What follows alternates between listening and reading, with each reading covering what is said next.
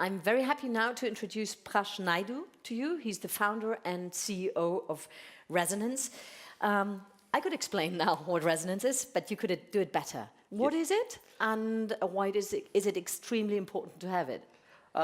So Rezonence was founded to help sort of effectively monetize digital content at, much more efficiently. It's basically because what we feel is currently basically publishers are, to some extent, if you look at the sort of long-term analysis, going bust.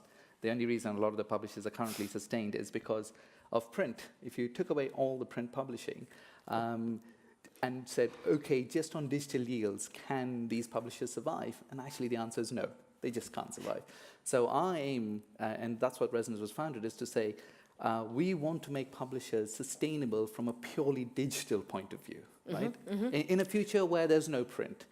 It might be... Hopefully yes, but yeah, in case. And the key difference between us and I'd say a lot of ad tech vendors is that we don't turn up and say, hey, look, use us and we'll make you another £1 million a year. That's not our aim at all. Our aim is to say, you know, work with us and we will try and get you to £1 million a day. That's the kind of ambition we have. To some extent, the analogy I use is like, look, if you need to get to the moon, you can't just add another few rungs to your ladder. You need to get in a rocket.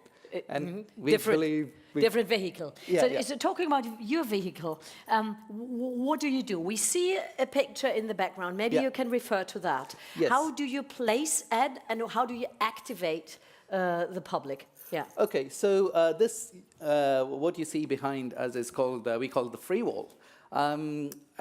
Might be worth me just explaining why we call it Freewall and things. So the reason why publishers are not able to monetize digital content is not because there's no demand for the product. It's not like film, which you know, no one wants anymore because they all use digital cameras.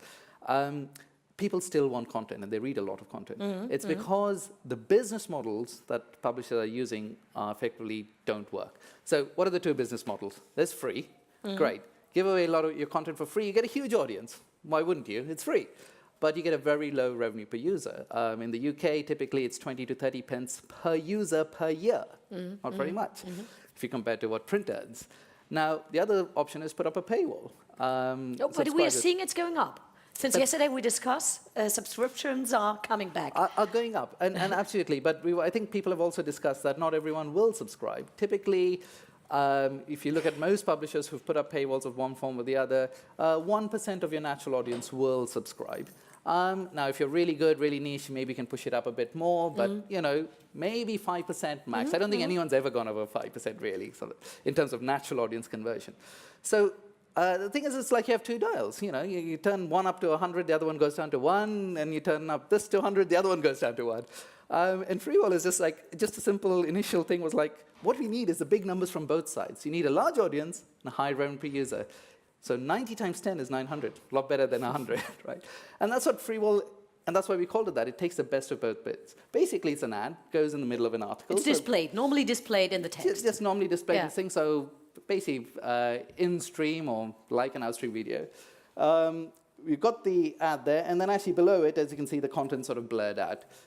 That's the wall bit, if you will. Now, all the user has to do is answer a simple question about the ad. So here, it's a Jordan's granola ad. The question is, what's Jordan's granola packed with? A couple of wrong answers, which is added salt and colorings or preservatives. But the right answer, obviously, simple natural ingredients. Very easy to get. You'd be hopefully not too surprised to hear that 98% of people get these questions right first time. So one click, bang, it disappears. Actually, could you, I don't know, can you click on the right answer, which on there? There we go. One click. Yeah, then you get the backstory of the brand. And you get the rest of the article. Or of the product or anything like that. No, this is just the rest of the article. It's not about the product. Okay. It's just, okay.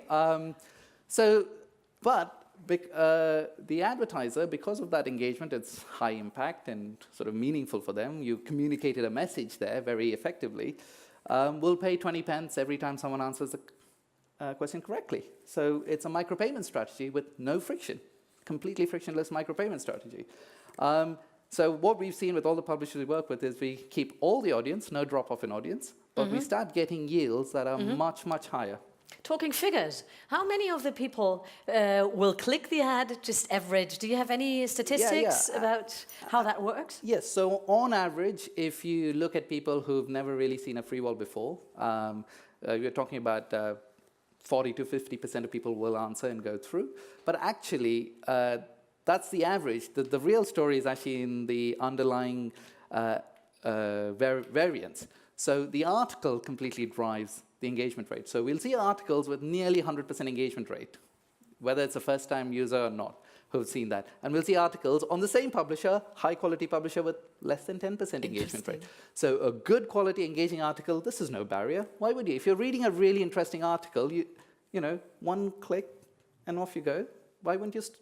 And on the other hand, the brand enables you, in this case, to read the article you might cherish and enjoy. And it's this positive, let's say, a positive connection. It's totally the opposite of ad blocking that we had 2 or 3 years ago on this stage, which was a huge disaster in subject. Yeah. So. Yes, I mean, it's actually very interesting what also happens. Because this is unlike normal ban ads, which are sort of, let's say, just sold on a CPM basis, so you're incentivized to have lots and lots of page views, so clickbait headlines and things like that. Here, you only get paid when the user engages. So it actually incentivizes the publishers to create better quality content to get genuine engagement. And also, because if you get more engagements, you get more revenue. What would be the next step? Would it be visual content, like content, like 3-second videos, 5-second?